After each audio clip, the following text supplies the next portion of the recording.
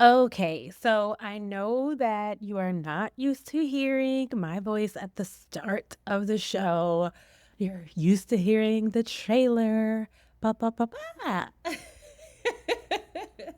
I hope I did a good impression of a baby. But I wanted to hop on before we started this episode to share with you that we just launched our Patreon account.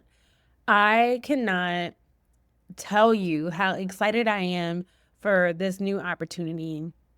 There's so many of you who asked me, what can I do to keep this community going? This was so helpful to me.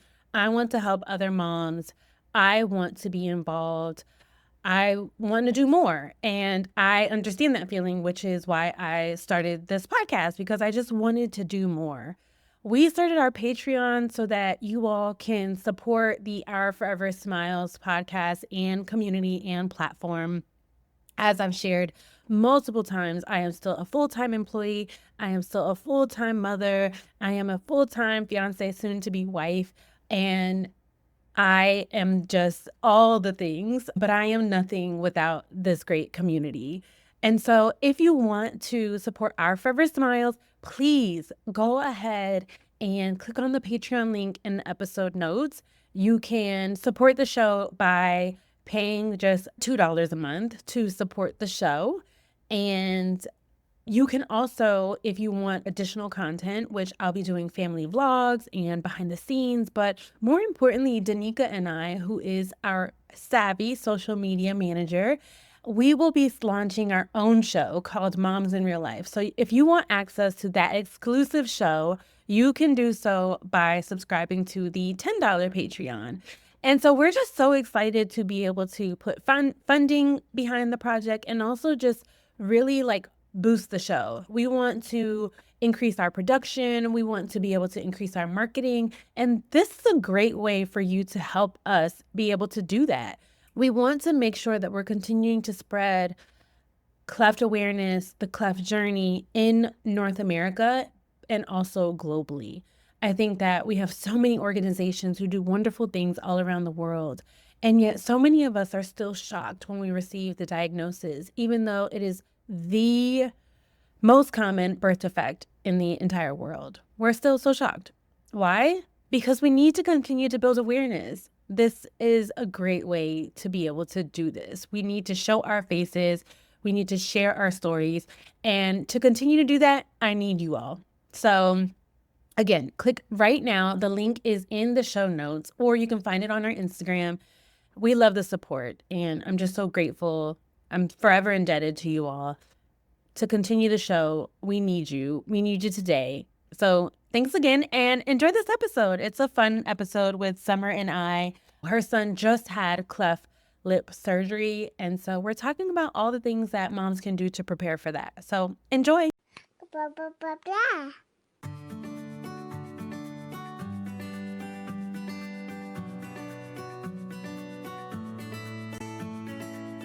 Welcome to the Our Forever Smiles podcast, a podcast created to support mothers of children who were born with clefts and those who love them. I'm your host, Laura Arroyo, and I'm also a mother of a daughter who was born with a surprise cleft palate. I know the challenges you face every day, whether you have just learned the difficult news of your baby's cleft lip or palate, you're in the midst of pre-op or post-op, or you're an OG cleft mom. This podcast is for you. In a weekly conversation, we will talk about everything from feeding and speech therapy to surgery and school. We'll share tips from guest experts and advocates and even share a little joy in the process. You can listen to Our Forever Smiles wherever you listen to podcasts. Don't forget to subscribe and stay tuned.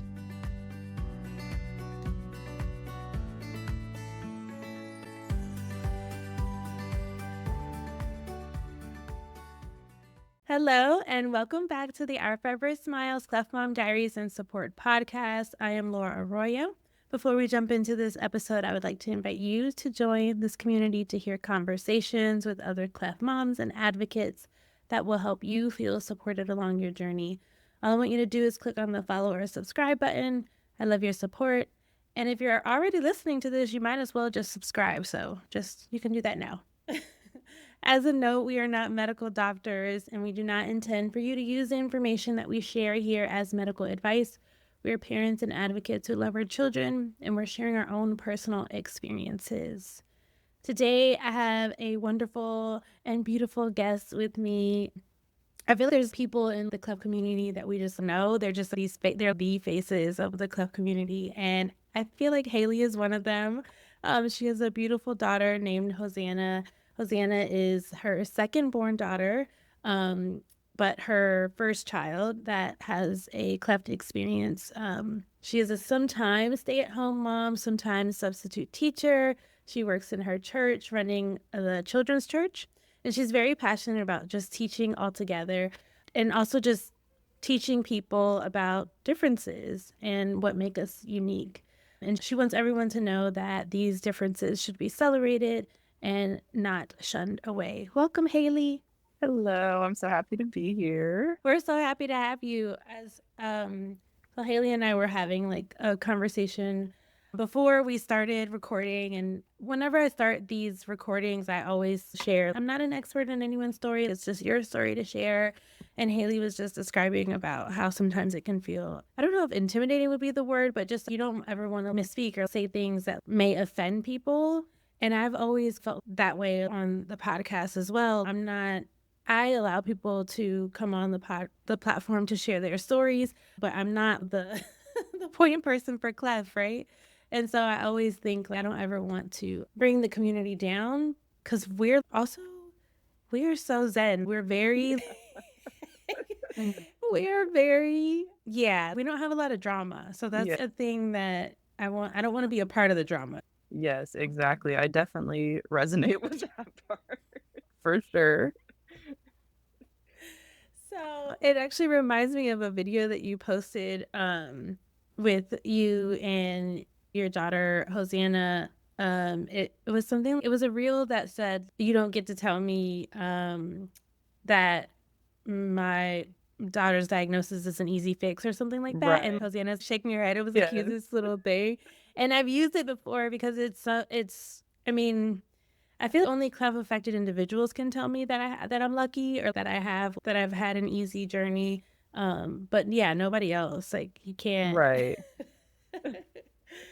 Like until you've been in the position, it's like, you really don't know. Yeah. And it's really tough. But just in thinking about that, if you can go back to the day of your diagnosis, I know this is your second daughter. So what was that day like for you?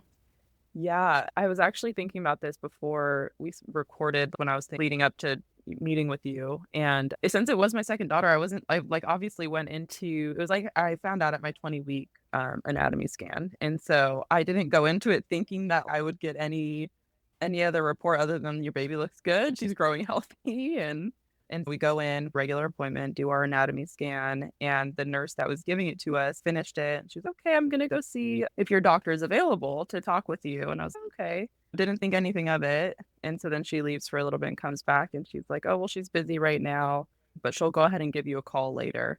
So I was like, okay. Like my husband and I got in the car after and we're like, did we talk to our doctor last time after our first daughter's anatomy scan? And we just were, okay, I'm sure it's nothing. And so then when we get home a few hours later, my doctor calls and she's like, we did find something on the anatomy scan. Your daughter's going to be born with a cleft. We don't know how severe it is or anything. And I honestly had never even heard, I didn't know what that was. I had never heard of a cleft before getting her diagnosis. So I obviously didn't know what to think. So I just asked my doctor, I don't know what that is. And so she briefly explained it to me. She just said there's potentially your daughter could have a little bit of a hard time eating when she's born, possibly a speech delay in the future, but she didn't go into depth about what it was. She just gave me an idea of what a cleft was because I said I had never even heard what that was before. Wow. I remember when I was younger, we used to always see, I remember vividly, we had these little boxes that they gave us in school to put money in. We would fundraise as kids and stuff. And they had images of children that had unrepaired clefts. And I think it was probably an Operation Smile initiative. But it Uh, was one of those things that, you look at this box and it's just this distant issue in some third world or like, so right. that was kind of like my first experience of it. You've never seen that before? Not that I could recall. I literally had just never heard about it, and well, actually, once after we had gotten the diagnosis and, like, the doctor had called us or whatever, she had suggested asking our family members if we had Mm. a history of cleft in our family, and so my husband and I both sent out, like, the group messages in our family, and they were like, like, we got our results from our anatomy scan, and, the doctor told us that they saw a cleft, and my husband's mom responded and said that his grandpa had a unilateral cleft lip, and then my mom responded and said that my grandpa had a cleft. So it was this thing that, like, had been in our family, but nobody had ever brought it up until Hosanna had gotten her diagnosis. That part was crazy. But other than that, no, I had not recalled seeing cleft before that. Wow. Yeah. So like with you sharing that information with them and then they saying like, "Hey, we do like have family members." Did that like bring on any sort of like okay, like quote unquote like normalcy or like Yeah. I think that actually that is one of the reasons why I became passionate in sharing about Hosanna's Cleft because for me, that's so crazy that in mine and my husband's family, this has been seen and nobody has even talked about it or known about it until like my daughter's cleft came up and was diagnosed. I was like, people out there that just like don't talk about it, not like for any negative reason, but just they don't. Um, and so many people that don't even know, like, what that is or had never, like, heard about it before, so I was like, I feel like this is such an important topic to light and, like, really normalize it because it is something that's quite common, and if it's something that's common, I had never even heard of it, and it was in my family, that's, like, even more of a reason to shine light on this topic of cleft. I was talking to Dr. Ruotolo. She's a doctor based in New York, and she was telling me that that probably happens because clefts are repaired so early. Yeah. And so children aren't walking around with unrepaired clefts. That's not our story. That's kind Yes. of like this narrative that's been surrounding the cleft experience and the cleft journey, but it's not necessarily true. Yeah, I think that definitely makes sense because you said it is something that's repaired, and the repairs generally, especially here in the US, they happen when your baby's really young, and so it's something that's this really dramatic thing, and it's hard and trying, but then you have your surgery, and then your life kind of starts to slow down a little bit, and I don't know, for us, we that first year, it was Hosanna's cleft was a part of most of our conversations because it was just what we were going Mm. through. And then once she had her repairs and her palate repair and all of that, slowly after recovery, it just became less and less of a conversation because for whatever reason, people stop asking about it or it's just not something that we're living through in that moment. But definitely makes sense that it's not something that people continue to talk about years and years after. I find it's really interesting too because several cleft moms who have shared their journey online, which you also have done as well. And I think more recently I've seen posts that are like, hey, I have shared this journey with you all. Now that's the reason you followed this account. But now we've moved on. So what do you all want to see here? It's not. That's definitely been my account for sure. Hey, the reason I started this was to normalize class and be here and support other families that are going through it. And our journey has definitely slowed down a little bit. So I'm just showing you guys my life now. Which I genuinely feel like is wonderful too, right? I feel your account in particular is a wonderful, I don't know, it's a wonderful demonstration of motherhood. And anytime that I watch it and watch your reels and the videos and things that you post, it just exudes this idea of motherhood and femininity and that type of thing, which I don't know if that's exactly what you're going for, but that's Yeah, just what for I sure. get. Yeah, no, I love that. So you seem you're obviously a really bubbly person. You're very positive. When you received this diagnosis, what I guess what happened to you all emotionally? Was it something that you Yeah. were able to, hey, let's figure this out and move on? Or did it take you a little while to come to terms with it?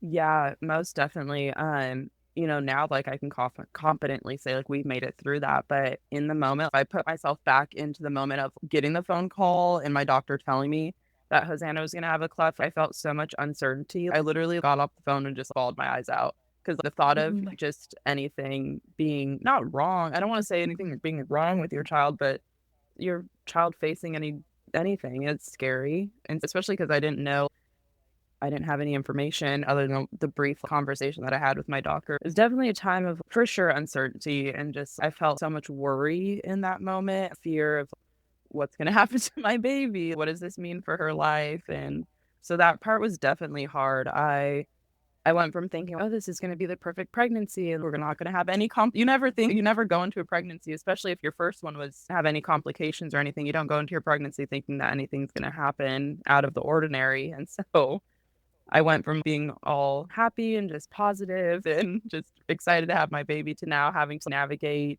and educate myself on this whole other thing that I obviously didn't anticipate. So that part was really hard.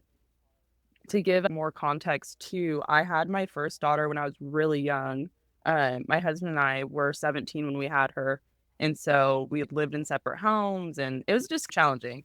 And when I got pregnant the second time, we had owned our home and we were married. And I went into it thinking, this is perfect. This is, Mm. we're doing it the right way. And we have our home and we get to bring our daughter home together. And just, I just had this perfect picture of what my plan was. And so then when I got my daughter's diagnosis, I was like, are you serious? This perfect plan that I had is a little bit rocky now, I guess, in a way. Now I have to navigate this new challenge. So the first time my challenge was being a teen mom, and now it's having to navigate what my daughter's life is going to look with cleft. And so yeah, that was challenging. Yeah, that was a hard time. That was challenging for sure. Yeah, wow, that gave me chills just thinking about because you're right. Like you're like, okay, like I get this opportunity to quote unquote do it right. Yes. We're here, we've made it, we're together. Obviously, teenage pregnancy and that type of thing, people are pretty negative about that. It's not going to work out. And you kind of like beat the odds. And then Yeah. you come to this and you end up with a medically complex child. And it's, whoa. Yeah, So for I can sure. imagine. It's pretty interesting. You mentioned people being negative about like teen pregnancies, and I did face that. And so then now it took me a while to share with people that Hosanna would have a cleft because I was okay. I faced judgment with the first time I had a child, and now people tend to judge when there's something that happens with a baby medically. People tend to judge the mom too. What did you do? Why did this happen to your baby? And so I'm now with my second pregnancy, I'm gonna face even more judgment. That was navigating through that was challenging as well. Yeah, for sure.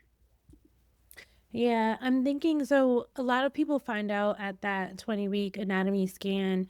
I guess, what do you do from that point to keep yourself sane? Like, what are some things that you did yourself that kind of helped you cope until birth? Because it's half of your pregnancy. You have the rest of this time, and I can't imagine the type of anxiety that you had. And just Yeah. for context as well, Giselle's cleft was a surprise. That's why I actually got to enjoy my pregnancy. Yeah. I'm actually not the type of person that likes being pregnant, though. I put enjoy in like quotation Or love or you really don't like. I suffered through, but I at least I didn't have the worry. And I do go back and forth on, is it better to know before or do you get surprised? Because then I was completely unprepared. I was totally behind on so much. But yeah, what did you do, or what can mothers do to keep their mind off of this? For sure. I feel I didn't achieve keeping my mind off of it as a whole, but I was able to get you want to research as soon as possible, right? When you find out. So I just started going on Facebook groups and really just diving into what a cleft was, what the different types of clefts, because I didn't know there was different types of clefts. And so I just started educating myself and I started connecting myself into the cleft community, which I have to say is honestly the best community ever. So many Mm. supportive people. And I joined a Facebook group. I joined the cleft community. I think it's Cleft Moms on Facebook. And so I joined that group and just got so much reassurance of my baby was just born with a cleft. and just seeing the cutest little babies in that group. And then also just seeing people post, my child's 18, they are Mm. successful and so happy. And just seeing other people's stories really helped me, I guess, helped my worry stay at bay. Obviously, I was still anticipating what our journey was going to look, but seeing other people have success and seeing other people have healthy and happy babies, that was really helpful. I was also able to connect with a mom specifically. I joined the groups, but always stayed. I was a silent viewer type thing. Like I'd scroll and look at everything, but I'd never interact just because I was nervous. And so I don't know why, but I finally had reached out to one mom. Her name is Liz, and she's on Instagram too. But I reached out to her and I was just, how did you? I think it was at the point where my husband and I were, okay, we have to tell Ava, who's my oldest daughter, about her sister's cleft and how are we going to do this?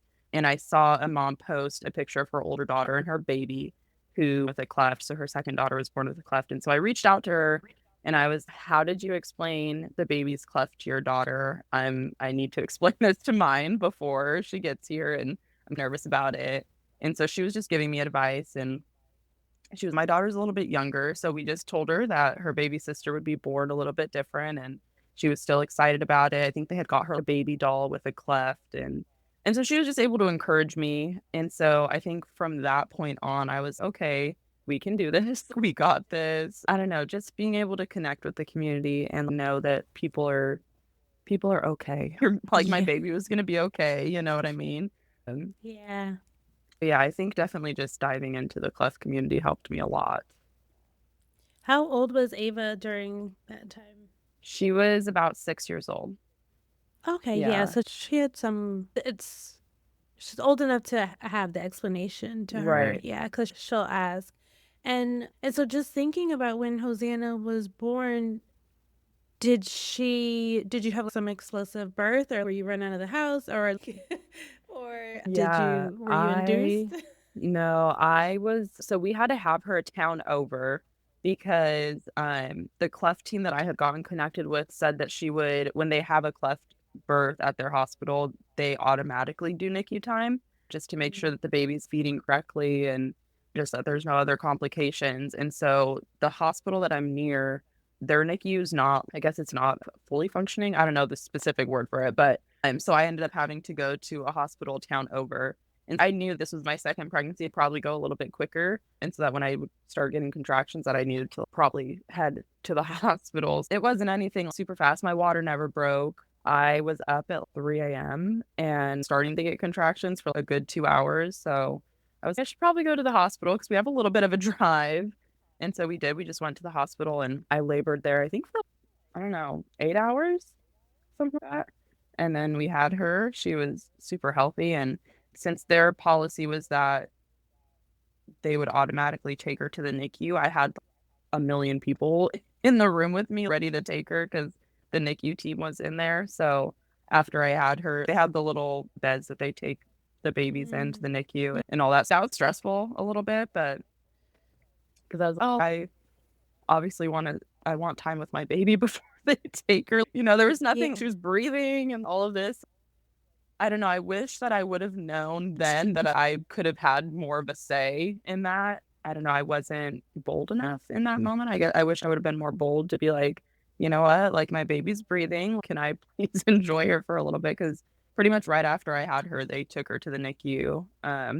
I did thankfully have one nurse that was amazing. They wanted to take the baby, and before even handing me to the baby, they were already handing her to the NICU team, and this one nurse was, "Hold on, put the baby on her chest, let her connect and bond with her baby." So if I didn't have that nurse, my experience would have been totally different, but that was In the probably world? yeah, yeah. So I wish that I would have been, like I said, been a little bit more bold in that moment, but I honestly just didn't know. I don't know. I feel like in some certain situations, you think that the medical teams have so much authority over you, but you do have a say. You can speak up for yourself Yeah. for sure.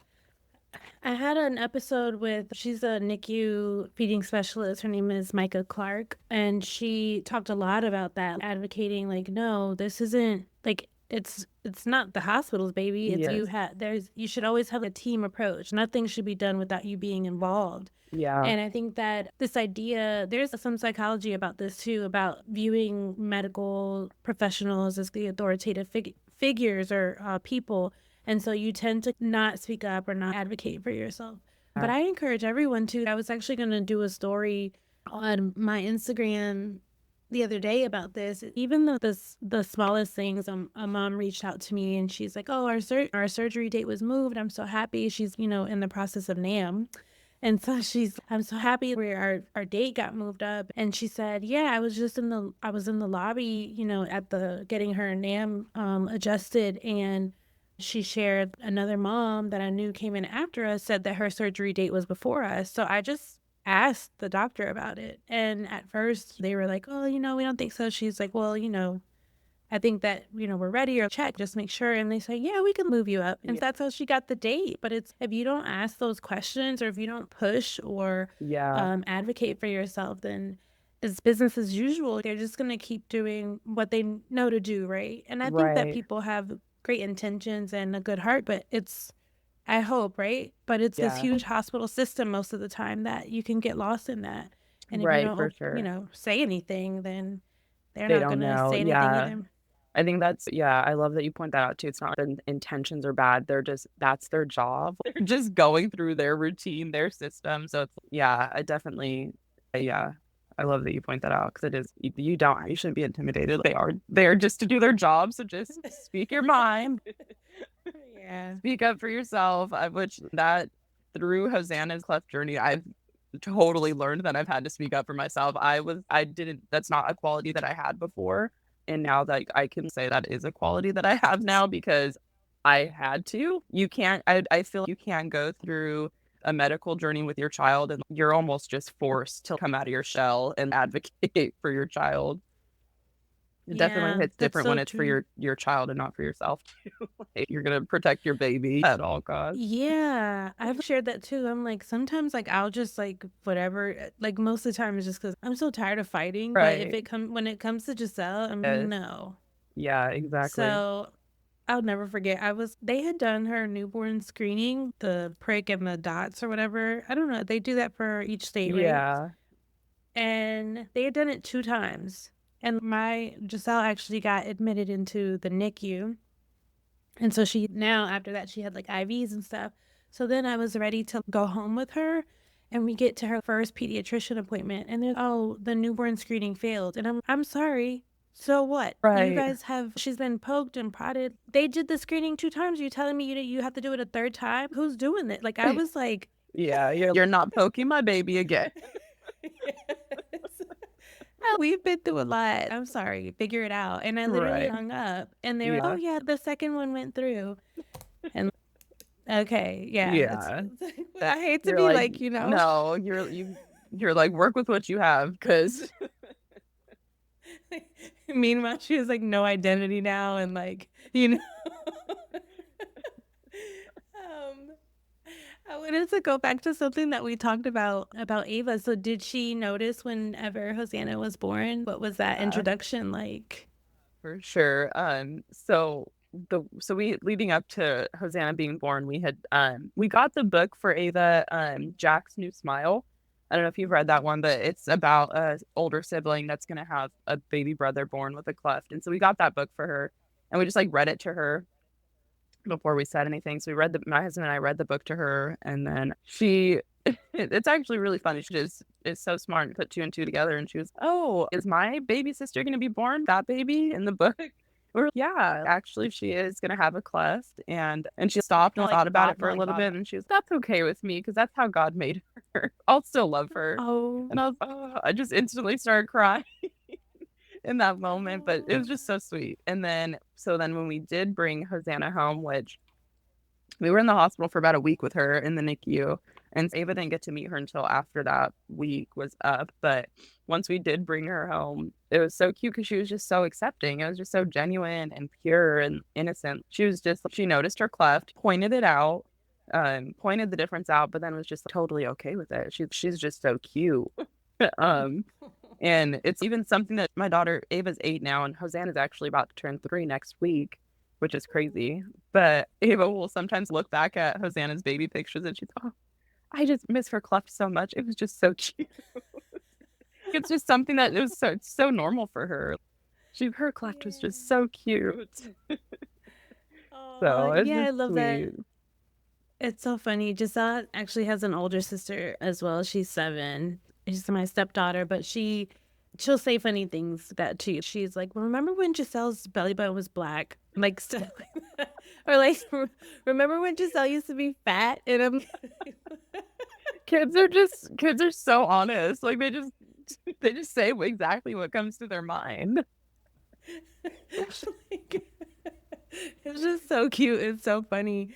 But thinking about that too, just in preparing for lip repair, did you have a moment where of course, we all wanted to get repaired, but it's no, I'm not ready. Yes, for sure. Oh my gosh. I literally, if I scroll back on my phone, I have so many pictures and videos of Hosanna before surgery because I was so like mentally, that was a really weird thing to wrap my head around. I have this baby. She was born in my eyes perfect, despite her having her cleft, she's perfect. And now I have to change her face, the way Mhm. she looks, and really fall in love with the same baby, but she visibly looks different. Hosanna had a bilateral cleft lip and palate, so she had a pretty intense case of cleft. And so after surgery, it's a visible difference. And so that was a really weird thing to navigate. But yeah, I took so many pictures and videos because I don't know, I guess I don't want to forget what she looks like because like I said, like she was born perfect in my eyes. And so it was just this weird thing of I don't want to forget what my baby looked when she first entered the world. And so I did. I went back and forth of I really don't want to do this surgery, but I know it has to be done. But I did. The day I got the date actually for her lip repair, I think I cried the whole day. I was so anxious about her going through it. Obviously, the thought of your baby having to go through surgery at all is hard, but then also having their physical appearance change is crazy. Yeah, that was hard. That was hard. Yeah. After her repair, was that the case? She looked totally different, or were you shocked by the way that she Yeah, looked? I was shocked by it's like she looked very different. I know this experience is different for everyone after surgery. I know some people are there before their babies wake up, and we weren't. Came and got us after she had been in the recovery room. So she was in the recovery room, still waking up. She was awake, and crying when we walked back. And so I remember walking through, there's beeping machines. Honestly, an overwhelming experience. Mhm. There's beeping machines everywhere, a bunch of people. And so I'm walking back, looking around, seeing where my baby is. And instantly I hear her cry. I feel like when you're a mom, your babies cry. And so I heard her cry and saw her. And I was just, oh my goodness. I'm full difference.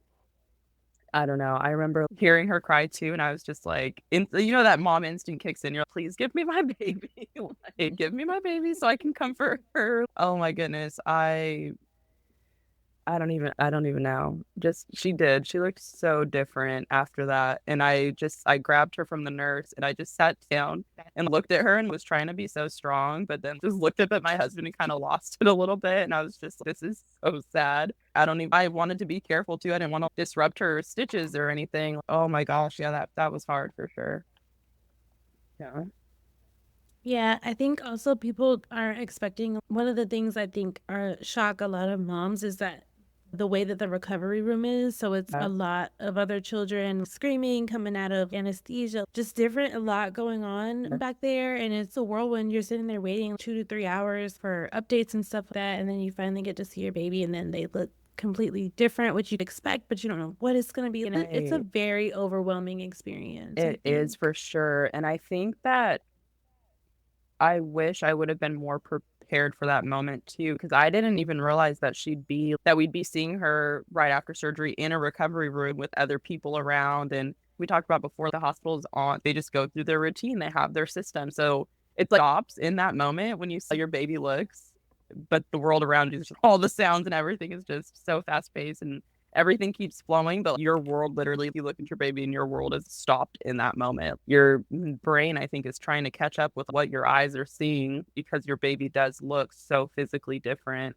And so I honestly feel that I was living in a movie in that moment after her surgery. So Yeah. yeah. And then it's funny. Then they come to you, the nurses are there and they start telling you all these things and she did great. They're super positive and stuff. She did great, mom. Okay, Tylenol rotate every 4 to 6 Yes. hours and antibiotics and blah blah blah blah. And they're all going all fast and then do you have any questions? And I'm like, I'm sure I have like a million, but I like Right. can't like You're even like, think. I have options, but my brain can't process right now to ask them. That's why you'll see so many moms in the groups literally be, hey, this is happening. I know I should ask the doctor, but I completely forgot. Yes. There's a lot going on during that time. Did you all do the NAM at all or any taping before? Guess in our area, it's not easy to come by. Um, it's not easy to access in our area. He had said that over the years, he just found it that he just doesn't use it because he said that he's able to get the results that he wants without using it. And then to go through the hassle of trying to access it in our area would have been a lot. So he didn't recommend it. We didn't do it. He did try to have us do some taping. Um, he was, if you can do it, then that's great. But if not, I don't want you to stress about it. So that was a relief because Hosanna hated the tape. Absolutely did not. It would rip it off. Just chill it. Thankfully, he didn't stress us too much to do it. This is such a stressful time already. I'm not going to add to that for you guys. So try it. And if it doesn't work, then we'll still make it work. Yeah. Cause I hear some intense stories about the NAM. Did you have to do the NAM? No, because she was actually palate affected only, Oh, and we didn't have to do that. But I have heard just in talking to moms and that sort of thing, I've just heard that it is, not yeah, it's fun. very hard. It's a Yeah. very emotional thing too, Yes. because your baby's uncomfortable, then you have such a battle with it because it's something that's going to help, but it's intended to help. That's Yeah. what the device is for, but they're sore and they're crying and it's you have to figure out feeding again and Yes. it's a lot for a mom to have to deal with during. Yeah. And then most moms, because we can't breastfeed, it's we're pumping and then the NAM and then Yes. it's Yeah. It's a lot. yeah. I know you recently had another baby girl, right? Yes, I did. She is almost 6 months now. Congratulations. Thank you. Wow. Wow, the time flies. Here I I am. know. I know. Like I said, Hosanna's almost 3, and then it's crazy. Wow. So did you breastfeed Ava and then your youngest now, or did you decide to do a pumping journey? Yeah. So with Ava, I exclusively breastfed her. And then with Hosanna, since breastfeeding was all that I knew, I was pretty determined to breastfeed her as well, despite her cleft. But I tried, and that just didn't work out. I was trying to breastfeed her, and the nurses in the NICU were not encouraging it, and it was just a lot. I ended up pumping for her.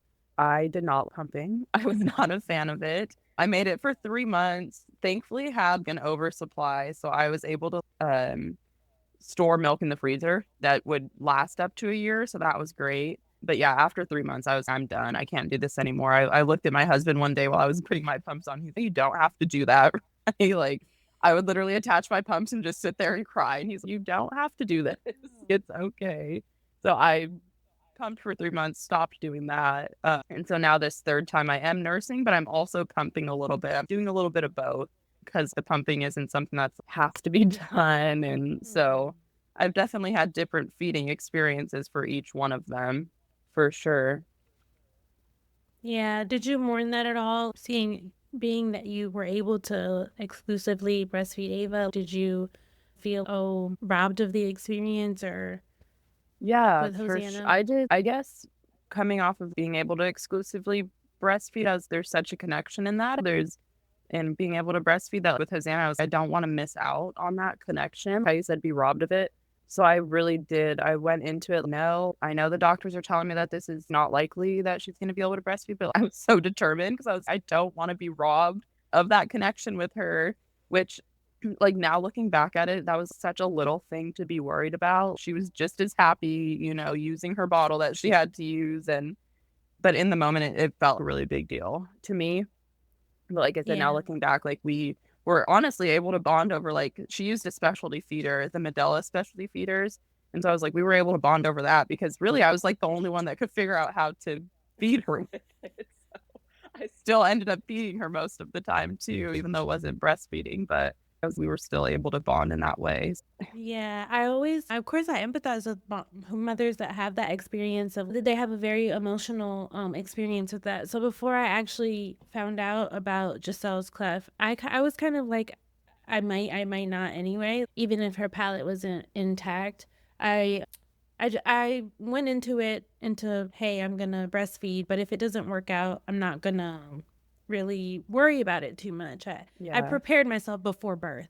And so whenever I was told that I couldn't, I didn't have quite the letdown Yeah. that maybe other moms have, but I do empathize with that, and I can see how that can be the thing, especially if you breastfed one child and then you don't have that experience with the second child. But I Yeah. will say the thing that kind of worried me as well is people are the bond. You're just Yeah. you have so much bonding, and I don't know how much more bonded I can be with this child. For this Literally, child she inside would, of but now that she would live in my shirt if she would be right Yeah. here in my shirt if she could. And Yeah. it's because it is because I did most of her feedings, and it is because we spent so much time together going Yeah. to appointments, and I was there when she opened her eyes from Yeah. surgery, and I was the person that helped her through everything. And so Yeah. we are bonded. Bonded for sure. Yeah. I totally agree with you. I said I think that's what I was caught on was I don't want to miss out on this bond with my baby. But now looking back, it was not a big deal. We're bonded. We're for sure bonded. I'm like, We've cried even many now. tears together. Yes, we have. We have cried those tears together. We are definitely bonded and connected. Yeah, I think that's so big. Do not let anyone tell you that just because you can't breastfeed, you're not going to be bonded and connected to your baby. You will be. Yeah. For sure. Oh, goodness. And thinking about Hosanna, so she's had her lip repair, obviously, and then she had palate repair. Would you say that, I guess, what was the worst recovery, or what was the better? Yeah. What can people expect? Yeah, for sure. I know it's super unique for each situation, but um, I guess I'll just speak to mine. But so lip repair out of the two, so she's had her lip repair and then she did her palate repair with ear tubes. And then she had just recently, she got a new set of ear tubes, which I will tell you, don't be scared of the ear tube surgery because for her, I was worked up about it because she's older and she's going to know what's going on. She was fine. She waved to me as I took her back to the surgery room. As I'm trying not to cry because I'm like, oh, my baby. And she's just, bye, mom. And then came out and she was fine. So ear tubes for us were fine. But out of the two, the palate and the lip repair was honestly harder for us. I tend to hear the opposite, that palate repair is a lot more challenging for people. But it was the opposite for us. Lip repair was so challenging for us. I think for us, seeing the visible surgery area, that was hard. I was so worried about hurting her or her stitches coming undone, which I mean, can happen, but our surgeon was the chances of it happening aren't super high.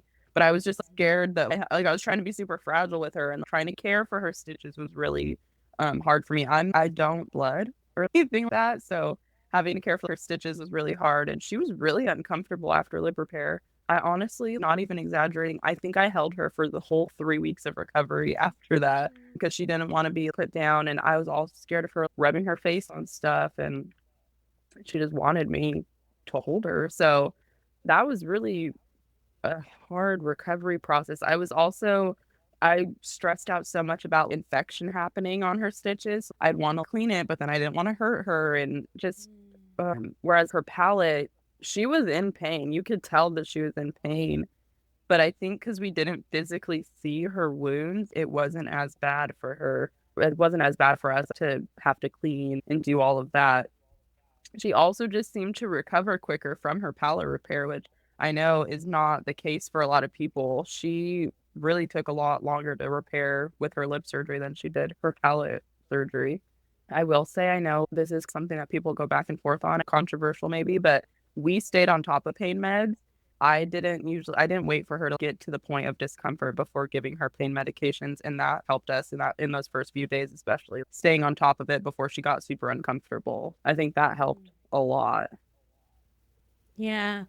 I didn't know that that was controversial. I'll be the Yeah, first to say here, I stay on top of know. those pain meds. Are you Yeah. what? I didn't realize that would be something that was controversial because the thought of my baby being any more uncomfortable than she already is drove me crazy. I literally would set my alarm and give her pain meds when the alarm would go off. And some people are, oh, you shouldn't do that because then you're just over medicating your baby and this and that. But I'm gonna keep my baby comfortable. I'm sorry, but Yeah, that's what I'm gonna do. they just had major surgery. What? Yeah, But also I think what they don't realize, and I was told this as well, is you don't wait until it's overwhelming. They may seem fine, right? At the what is it, 4 to 6 hours, right? yeah. They might seem fine at the 4 hour mark, but still give it to them anyway because once you go past that, it's It's hard to harder to bring get them. them back. Yes, to bring them back down for sure. Yeah. But you're interesting enough, I actually have heard people say that the lip repair was harder, and for that very reason, because you could see the area, you're trying to be so careful about everything, Yeah. and so you yourself are just on edge and really stressed out about it. But also I heard that they're in or one of the moms shared that they felt their baby was in more pain, but they Mhm. say they have more nerve endings in the lips. It's almost when you wax or something. It's like, Yeah, of it's course, super sensitive. not to compare, but it's Yeah, but it's super sensitive sensitive. area. Yeah. So that's what they compared it to. It's just so sensitive because of the nerve endings there. And they said that the lip was harder. And I've been hearing that more and more lately. So Yeah. I think it depends too. Maybe there's more risk for complication with palate repair. Maybe that's a Yeah. thing too. So, I because think I've that heard of a lot of complications with palate repair. yes, I have two where the surgery they have to have another surgery sometimes or I think too from what I understand from what my surgeon explained to me, the palate is more work for the surgeons to do. The lip repair, my surgeon would always say, "Oh, it'll be real quick. Like I'll just go in. It'll be really easy for me to repair the lip." But with the palate, he did let me know it's a more intense of a surgery. It's a harder area to work with. So I think maybe that too is what I was anticipating palate surgery to be really hard and really bad, which we did stay in the hospital for a day, I think 24 hours. Stayed one night after palate repair, and that's because they wanted to make sure that she was eating enough to be sent home. And so being in the hospital was super uncomfortable. Like that part was hard. Once we got home, I felt we were able to get into the flow and make her more comfortable at home. But I think that's too with both surgeries and everyone's different experiences. They both come with their challenges. They both have the good bad, and so I think that's I don't know. Like I said it's so unique to each surgery and each person to what each person's experience is going to be. Yeah.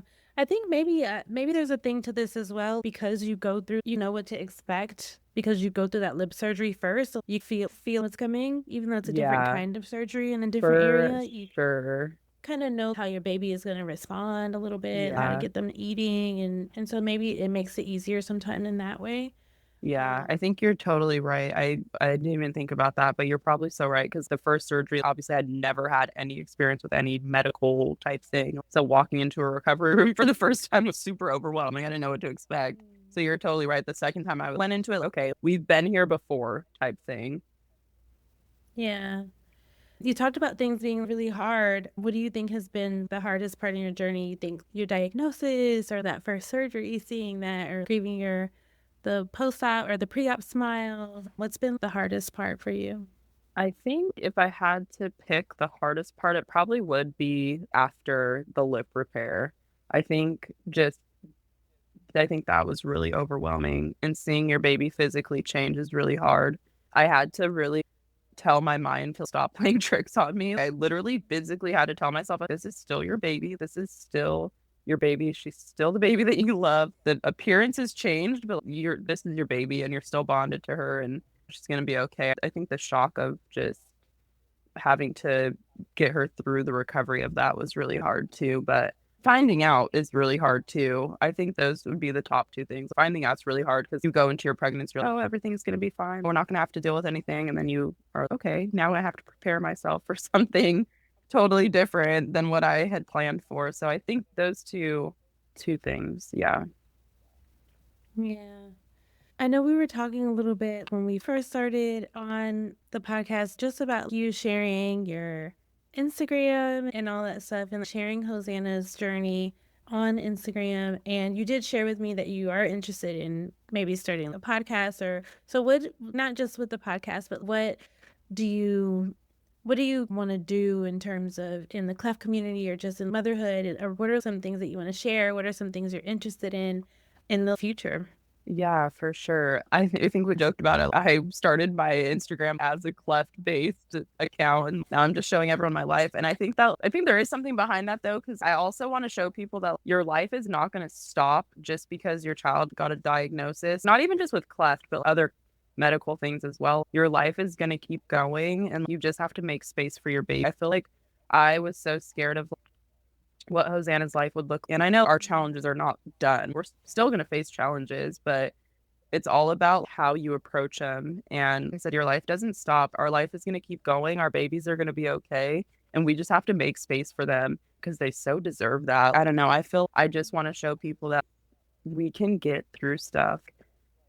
Seasons might be hard and we go through things. Everybody does, but everything is only for a season. And I think that's maybe why we don't talk about Hosanna's cleft as much anymore, unless we're looking at old pictures or memory comes up, because we were so in the thick of it, but then you get past it and you're fine. And until another challenge comes up. But every time you go through a challenge and you make it through something, we can do it again. We did it this time. We can do it again. I don't know. I don't know. I guess overall, I just try to show motherhood and things that you go through can be really hard, and you're allowed to feel those feelings and accept those challenges, but you're going to get through it. You're going to get through it and life is going to be okay. Yeah. For people that know Hosanna, she's such a cool kid. I feel her cleft journey obviously doesn't shape who she is, but she's so fiery. She just is so awesome, and she's just hilarious. I don't know. She's so awesome. She's so strong, and I don't know. I'm just so proud of that little girl. I If love anything, that. I'm just showing people that your child's life doesn't stop with their cleft diagnosis. Hosanna lives in such a full life, and she's so happy. She has all her little friends that she plays with, and she's working hard at her speech and just doing so good. In every other area of her life, she's excelling, and I don't know. Her cleft didn't stop her. She just keeps going. Yeah. I love that. Do you plan on having any more children? I have no idea. I have I no love that idea. question. I felt I was I felt I was a rock star mom with two, and now that I have three, and my house is always a mess. Like, it's a lot, but I don't know. I also love having kids. I love being a mom, so we'll see. I don't know. If you ask my husband, he's like, we're done. We're good with three, Oh yeah. Oh wow. but Yeah, we'll see. no, I don't know. I don't have an answer. yeah, no, the reason I asked is because of your Instagram and stuff. I think it's such a raw way to show what motherhood is. I feel you show up authentically. That's one thing that I feel is really important to people. I think it's what attracts people when you can see a real mom, right? And you have these sweet little girls and you're just sharing your journey and stuff and just being vulnerable, and also there's the ups and downs, and I think that's so awesome Yeah, to share for that type sure. of stuff. Yeah, there's definitely ups and downs, but I said we're allowed to accept our hard times because we all face them. Life is not easy. You go through stuff, but I don't know. I feel it's all how you face your trials and your circumstances for sure. Yeah. And you may have mentioned this before. We've talked so much about different lessons and hard moments and things that, but just in closing, what's the biggest lesson that you've learned along your journey? Yeah, I think for sure not. I think I did say your life isn't over. Your life doesn't stop at the cleft diagnosis. Whatever you go through, you're going to make it through. And I feel I almost don't saying that sometimes, oh, you're going to be okay. Your baby's going to be okay. Cause I feel that probably wouldn't have been helpful to my past self. I'm stressed out getting told that my baby has a cleft and someone's, you're fine. Your baby's fine. But it's so true. You're going to be okay. You're going to educate yourself and just be there for your baby. It's only for a season and then you're going to get past it. And now with Hosanna almost being 3, her surgeries and the diagnosis, all of that is a memory. It's a memory. And in those moments, it was really hard and really challenging and trying, but we got through it. And now she's about to celebrate her 3rd birthday. She was telling me what friends she wants at her party. You're going to get through it. You're going to make it through. Don't Don't get stuck on where you're at in the moment. As hard as that is, you're going to make it past that moment and those hard times for sure. Yeah. I love how you said telling you about her friends she wants at the birthday. I asked Giselle, who did you play with today? And she names all of her teachers. And I'm, what about the people your age? Did you play with anyone your age? They're cool. Yeah, I guess that's the thing. But yeah, no, thank you so much, Hailee, for being on and taking the time to meet with me today and share your story and being vulnerable and talking through these things. I think that it's so helpful for parents to hear and to listen to. And not only that, there's doctors and stuff that listen as well that, of course, we talked about what it's like to be in the hospital and stuff like that. And hopefully they can also learn from patient experiences. Thank you for just being on. Yeah, thank you so much for having me. This was so cool. I was nervous at first, but this just felt real just kiki and regular. I don't know. This was so cool. This was awesome.